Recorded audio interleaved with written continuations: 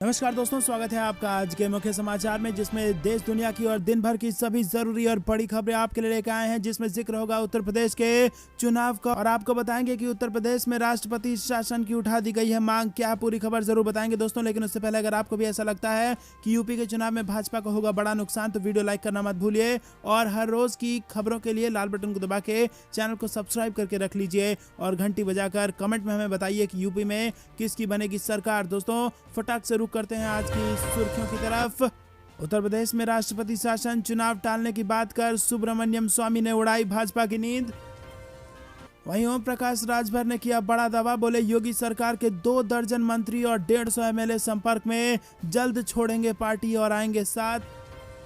तीसरी बड़ी खबर में अखिलेश यादव का बड़ा बयान, 2022 में सपा सरकार बनी तो सस्ते दरों पर दी जाएगी बिजली, चुनाव को लेकर किया बड़ा वादा। वहीं हमेशा नफरत और हिंसा फैलाते हैं भाजपा वाले, कीमत चुकाता है हर समुदाय, हरिद्वार हेट स्पीच पर बोले राहुल गांधी। क्या टल जाएगा यूपी चुनाव, 3 दिन के लिए लखनऊ आएंगे मुख्य चुनाव आयुक्त और यूपी के डीएम-एसपी संग करेंगे मीटिंग। लॉकडाउन की तरफ बढ़ रही है दिल्ली, एक दिन में कोरोना के 180 नए केस, 16 जून के बाद सबसे अधिक मामले। वहीं भाजपा को हार का डर सता रहा है, परेशान करने के लिए केंद्रीय एजेंसियों का कर रही है भाजपा इस्तेमाल। अखिलेश यादव ने उत्तर प्रदेश चुनाव से पहले फिर किया भाजपा पर बड़ा हमला। पश्चिमी विक्षोभ के कारण बदल सकता है मौसम का मिजाज और कई राज्यों में बारिश और बर्फबारी की चेतावनी। वहीं सतीश चंद्र मिश्रा का बड़ा बयान, बोले दलित समाज से घृणा करती है भाजपा, गोरखपुर में अमित शाह का रोड शो निरस्त। दोस्तों सुर्खियों में आगे बढ़ने से पहले वीडियो लाइक करना मत भूलिएगा। हरभजन सिंह ने क्रिकेट को कहा अलविदा, 23 साल के करियर के बाद टर्मिनेटर ने किया संन्यास का ऐलान। दिल्ली में एक दिन में कोविड-19 के 180 नए केस, 16 जून के बाद सबसे अधिक मामले। अजय मिश्रा टेन्यू को ब्लैकमेल कर रंगदारी मांगने की कोशिश, दिल्ली पुलिस ने 5 लोगों को। यूपी के 396 में से 45 विधायक नहीं लड़ पाएंगे चुनाव, विधानसभा चुनाव में एडीआर की रिपोर्ट ने जारी कर बताई इसकी वजह। विवादित बयानों पर गिरफ्तारी क्यों नहीं हुई, कानून जानकारों ने उठाए सवाल, हरिद्वार धर्म सांसद पर यहां पर बड़ा आरोप। वहीं छत्तीसगढ़ में कबीरधाम हिंसा के दौरान बीजेपी की रैली विवादों में रमन सिंह के बेटे समेत 16 लोगों पर मामला दर्ज। वहीं खबर उत्तराखंड से, हरीश रावत होंगे चुनाव अभियान में कांग्रेस का चेहरा, बोले कदम कदम बढ़ाए जा, कांग्रेस के गीत गाए जा। आज से 5 दिन बंद रहेंगे बैंक, साल खत्म होने से पहले फटाफट निपटा लें जरूरी काम। पहले बीजेपी का विकास पागल हुआ था, अब जानलेवा बन चुका है भाजपा का विकास, जिग्नेश मेवानी ने किया तंज। विवेक तनखा ने सीएम, बीजेपी प्रदेश अध्यक्ष और मंत्री भूपेंद्र को 10 करोड़ मानहानि का भेज दिया नोटिस। चुनाव आयोग का बड़ा फैसला, पोलिंग बूथ तक न जा पाने वाले बुजुर्ग मतदाताओं के घर से कर सकेंगे वोटिंग। प्रियंका गांधी ने धर्म संसद में दिए नफरत भरे भाषण की कड़ी निंदा की और कार्रवाई की उठाई मांग। जयंत चौधरी ने किया 12,000 देने का वादा, किसानों के वास्ते मोदी के रास्ते कितना कारगर, ये चुनाव के नतीजे ही बताएंगे। कांग्रेस ने मानवाधिकार आयोग को लिखा पत्र, ममता बनर्जी के खिलाफ कार्रवाई की मांग। भाजपा सरकार ने किसानों के साथ किया है छल, बनारस में बोले कांग्रेस के वरिष्ठ नेता अजय राय। पवन खेड़ा का दावा, भाजपा समर्थक सांसद और यस बैंक की कहानी का खुलासा किया, बताया कैसे हुआ जबरदस्ती लोन पास। वहीं खबर बिहार से, शराब बनाओगे बेचोगे पिलाओगे तो बचोगे नहीं, धंधबाजों को सीएम नीतीश की चेतावनी। बिहार की यात्रा पर जाने वाले यात्रियों के लिए बुरी खबर, रेलवे ने कैंसिल की कई ट्रेनें। बिहार के बाद अब दिल्ली में शराबबंदी कराएंगे नीतीश कुमार, जेडीयू की है बड़ी योजना। गोरखपुर में भाजपा का रोड शो निरस्त, नहीं आएंगे केंद्रीय गृह मंत्री अमित शाह। वहीं उत्तर प्रदेश चुनाव 2022 में बहुजन समाज पार्टी ने तय किए 100 उम्मीदवार, चुनाव प्रचार के लिए जल्द मैदान में दिखेंगे। वहीं खबर फिर से उत्तराखंड से, भिखारी सा बना दिया मुझे हरक सिंह रावत का उत्तराखंड सरकार से इस्तीफा। दोस्तों हर एक खबर की डिटेल में आपको ले जा रहे हैं, लेकिन उससे पहले वीडियो लाइक नहीं किया तो कर दीजिए। रुक करते हैं सबसे पहली बड़ी खबर की डिटेल में। यूपी में राष्ट्रपति शासन, चुनाव टालने की बात कर सुब्रमण्यम स्वामी क्यों कर रहे हैं भाजपा की नींद उड़ाने का काम। जी हाँ दोस्तों, एक और देश में जहां कोरोना के नए वेरिएंट ओमिक्रॉन की रफ्तार बढ़ रही है, तो दूसरी ओर 5 राज्यों के चुनाव करीब आ रहे हैं और सभी राजनीतिक दल इन चुनावों को लेकर खासकर यूपी के मद्देनजर जोर शोर के साथ जुटी हुई है। इसी बीच इलाहाबाद हाई कोर्ट की ओर से चुनावों को टालने की अपील देश के प्रधानमंत्री और चुनाव आयोग से की जाती है। क्या चुनाव को टाला जाएगा, ये सवाल उठने शुरू हो गए हैं। वहीं इस आशंका के बीच सियासत भी शुरू हो गई है। आपको बता दें कि राष्ट्रपति शासन की बात कर सुब्रमण्यम स्वामी क्या दे इशारा। बीजेपी सांसद सुब्रमण्यम स्वामी ने यूपी चुनाव को लेकर कहा कि अगले साल सितंबर तक के लिए यूपी चुनाव टाल दिए जा सकते हैं और इतना ही नहीं, राष्ट्रपति शासन की भी मांग इन्होंने उठा दी है। रुक करते हैं अगली बड़ी खबर की तरफ। ओम प्रकाश राजभर का बड़ा बयान, बोले योगी सरकार के 2 दर्जन मंत्री और 150 एमएलए संपर्क में, जल्द आएंगे हमारे साथ। जी हाँ दोस्तों, आपको बता दें कि उत्तर प्रदेश में आगामी विधानसभा चुनाव से पहले प्रधानमंत्री नरेंद्र मोदी के संसदीय क्षेत्र बनारस में शुक्रवार को पंचायत आज तक का मंच सजा और इस चुनावी महाबैठक के राजभर बढ़ाएंगे साइकिल की रफ्तार सेशन में सुहेलदेव भारतीय समाज पार्टी ने शिरकत की और इस सेशन में राजभर ने कहा कि योगी सरकार के 2 दर्जन मंत्री और 150 विधायक उनके संपर्क में हैं। आचार संहिता के बाद हम और अखिलेश यादव बैठकर इन्हें ज्वाइन कराएंगे, ये बड़ा बयान दिया है ओम प्रकाश राजभर ने।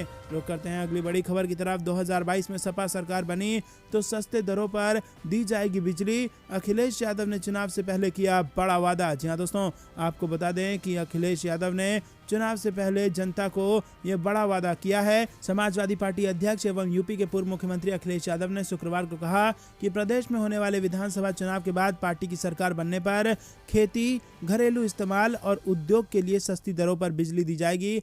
सपा प्रमुख ने शुक्रवार को ट्वीट किया कि सपा सरकार में एटा व अन्य जिलों में प्रस्तावित बिजली के कारखाने अगर बन गए होते तो आज यूपी के लोगों को देश की सबसे महंगी बिजली नहीं खरीदनी पड़ती। वहीं उन्होंने ट्वीट में कहा कि सपा की सरकार बनने पर खेती, घरेलू इस्तेमाल और उद्योग को नियमित और सस्ती दरों पर बिजली दी जाएगी। दोस्तों रुक करते हैं अगली बड़ी खबर की तरफ। हमेशा नफरत और हिंसा फैलाते हैं भाजपा वाले, कीमत चुकाता है हर समुदाय, हरिद्वार हेट स्पीच पर बोले राहुल गांधी। जी हाँ दोस्तों, कांग्रेस नेता राहुल गांधी ने शुक्रवार को कहा कि हिंदुत्ववादियों ने हमेशा नफरत और हिंसा फैलाई है और इसकी कीमत हर समुदाय को चुकानी पड़ती है। उन्होंने ये भी कहा कि भारत ये आगे नहीं होना चाहिए। कांग्रेस के पूर्व अध्यक्ष ने ये बातें हरिद्वार में आयोजित धर्म संसद को लेकर कही है, जहां कथित तौर पर कई संतों और हिंदुत्ववादी नेताओं ने मुस्लिमों के खिलाफ नफरत भरे भाषण दिए।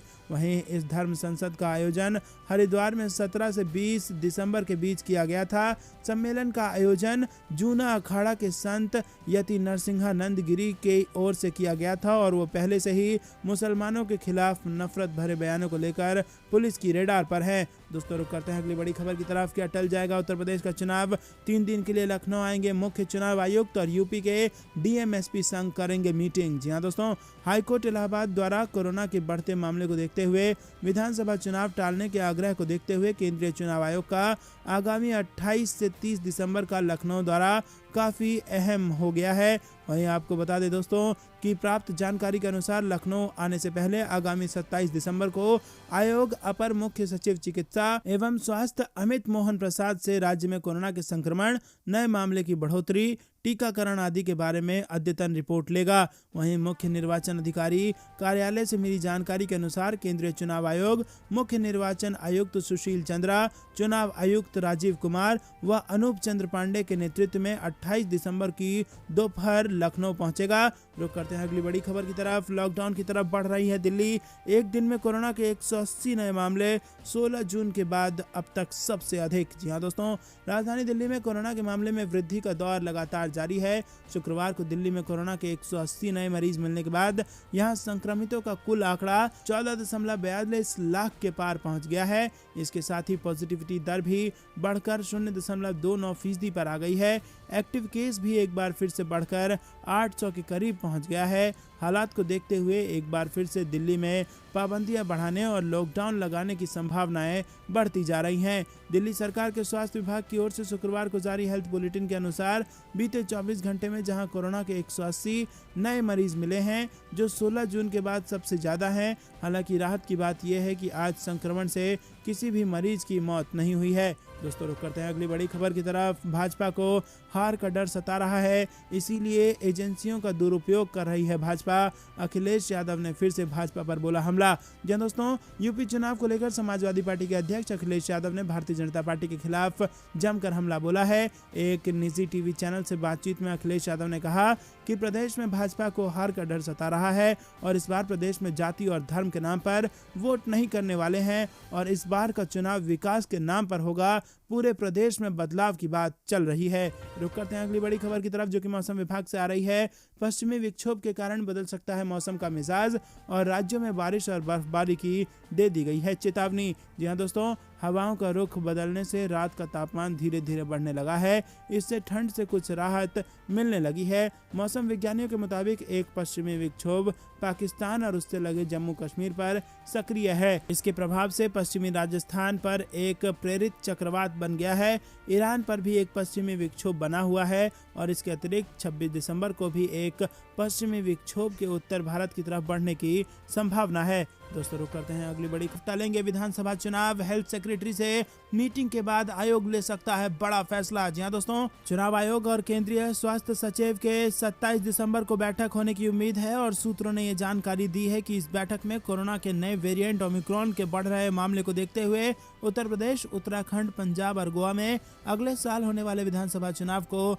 स्थगित करने की संभावना पर चर्चा की जाएगी। इलाहाबाद हाईकोर्ट ने 23 दिसंबर को ओमिक्रॉन के बढ़ते मामले के बीच चुनावी राज्यों में राजनीतिक रैलियों को रोकने के लिए केंद्र से आग्रह किया था। अगर ये बैठक होती है तो ये काफी महत्वपूर्ण बैठक होगी और इस आग्रह पर चर्चा होगी। वहीं न्यायमूर्ति शेखर कुमार यादव की खंडपीठ ने प्रधानमंत्री मोदी से आगामी विधानसभा चुनावों को स्थगित करने और राजनीतिक रैलियों और चुनाव अभियान को रोकने पर विचार करने का अनुरोध किया है। अगली बड़ी खबर की तरफ, अखिलेश यादव और जयंत चौधरी का राम लक्ष्मण से जोड़ा रिश्ता, बदलाव की दिखी बयार। जी हाँ दोस्तों आपको बता दें कि अलीगढ़ की रैली में बदलाव की बयार जो दिखी वो चौंकाने वाली थी। जनसमूह ने अखिलेश यादव और जयंत चौधरी को राम लक्ष्मण की जोड़ी बताया और आपको बता दें कि कलाकारों ने जब मंच पर गीत के माध्यम से दोनों नेताओं को राम लक्ष्मण की जोड़ी के रूप में प्रस्तुत किया तो एसपी और आरएलडी कार्यकर्ताओं का उत्साह देखते ही बनता था।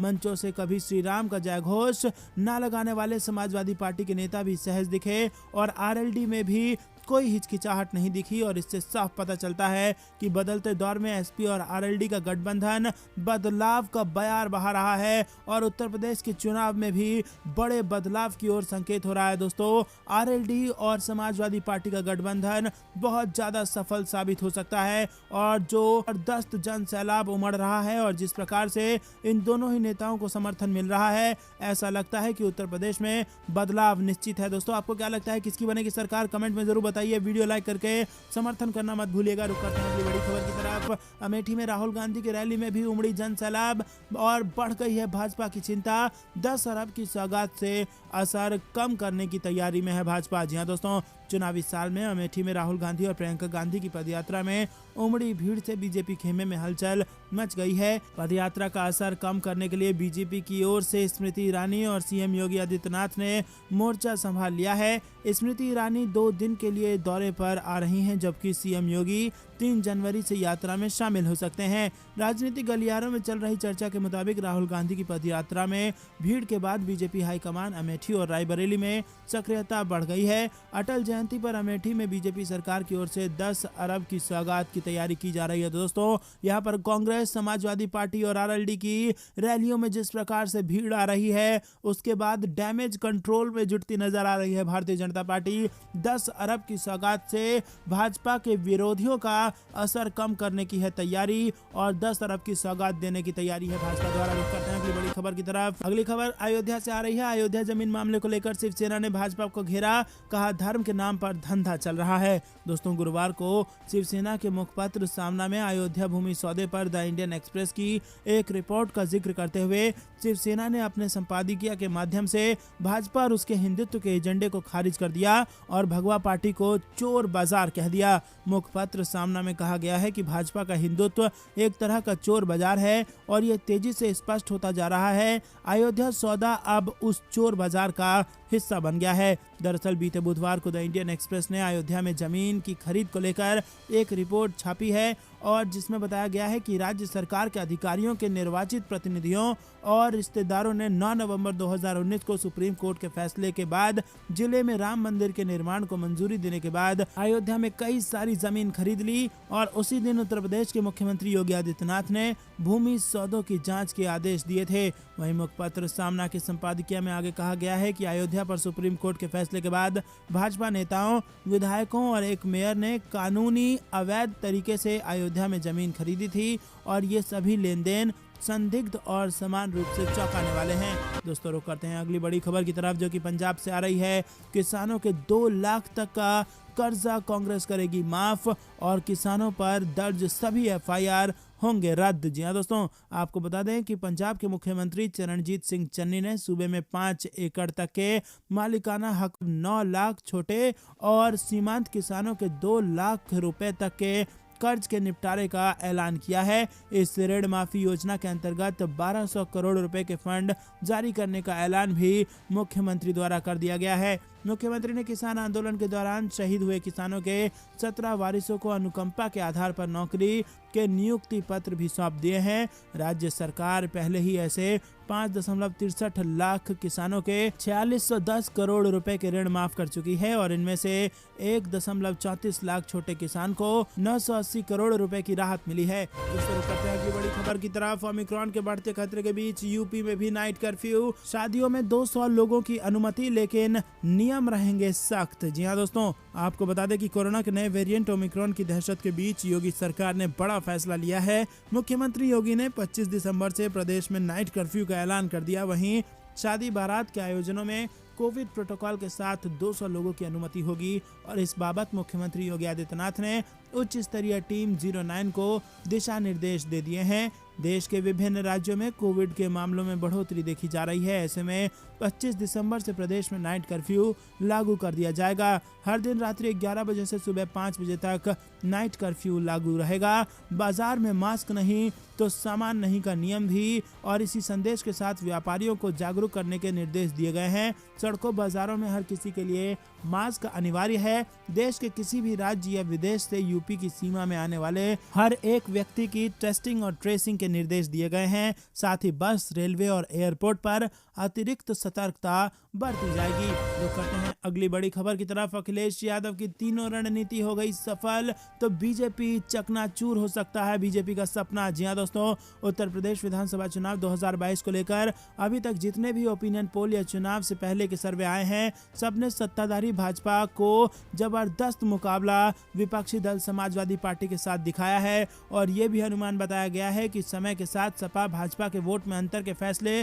को कम करती जा रही है और समाजवादी पार्टी का ग्राफ लगातार भाजपा को पीछे छोड़ता जा रहा है। और इन तथ्यों को ध्यान में रखकर जहां हम उन रणनीतियों पर चर्चा कर रहे हैं जिससे अखिलेश यादव की अध्यक्षता वाली समाजवादी पार्टी बीजेपी को टक्कर देने में कामयाब होती दिख रही है। समाजवादी पार्टी ने इस बार के चुनाव में कई ऐसे बदलाव किए हैं जो पार्टी के पुराने स्टैंड से पूरी तरह अलग हैं, लेकिन मौजूदा परिस्थितियों में अगर ये काम कर गया तो ओपिनियन पोल और असल परिणाम में उलटफेर भी देखने को मिल सकता है। जी हां दोस्तों, अति पिछड़ा वोट बैंक को साधने की भरपूर कोशिश, अति पिछड़ा वोट बैंक को यहां पर साधने की कोशिश की जा रही है अखिलेश यादव द्वारा। इसी के साथ आरक्षित सीटों पर समीकरण बदलने की कोशिश भी है और जीतने लायक उम्मीदवारों पर इस बार दाव लगाएगी समाजवादी पार्टी। तो दोस्तों, ये 3 रणनीति है जो अगर सफल हो गई तो भाजपा चकनाचूर। रुक करते हैं अगली बड़ी खबर की तरफ, जो कि फिर से उत्तर प्रदेश के चुनाव से जुड़ी आ रही है। उत्तर प्रदेश पुलिस को ओवैसी ने चुनावी मंच से खुलेआम दी धमकी। बोले, योगी मोदी के जाने के बाद कौन आएगा तुम्हें बचाने। जी हाँ दोस्तों, आपको बता दें कि अगले साल उत्तर प्रदेश में विधानसभा चुनाव होने हैं, जिसको लेकर यूपी में सियासत तेज हो गई है। सभी राजनीतिक पार्टियां किसी न किसी तरह से जनता का दिल जीतने की कोशिश कर रही है और इसी क्रम में ऑल इंडिया मजलिस इत्तेहादुल मुस्लिमीन के प्रमुख असदुद्दीन ओवैसी का एक विवादित वीडियो सामने आया है, जिसमें वो चुनावी मंच से उत्तर प्रदेश पुलिस को धमकाते हुए नजर आ रहे हैं। इतना ही नहीं, अपने भाषण के दौरान ओवैसी ने प्रधानमंत्री नरेंद्र मोदी और मुख्यमंत्री योगी आदित्यनाथ के खिलाफ असंसदीय टिप्पणी कर एक बड़ा विवाद खड़ा कर दिया है। ओवैसी के इस बयान पर संबित पात्रा समेत कई बीजेपी नेताओं ने तीखी प्रतिक्रिया दी है। दरअसल उत्तर प्रदेश के एक चुनावी रैली को संबोधित करते हुए असदुद्दीन ओवैसी ने यूपी पुलिस कर्मियों को धमकी देते हुए कहा कि मैं तो उन पुलिस के लोगों से कहना चाहता हूं कि याद रखो मेरी इस बात को, हमेशा योगी मुख्यमंत्री नहीं रहेगा, हमेशा मोदी प्रधानमंत्री नहीं रहेगा। तो दोस्तों, ये थी दिन भर कुछ बेहतरीन और बड़ी खबरें। तक बने रहने के लिए बहुत बहुत धन्यवाद। देख रहे थे आपका अपना चैनल जय हिंद जय भारत।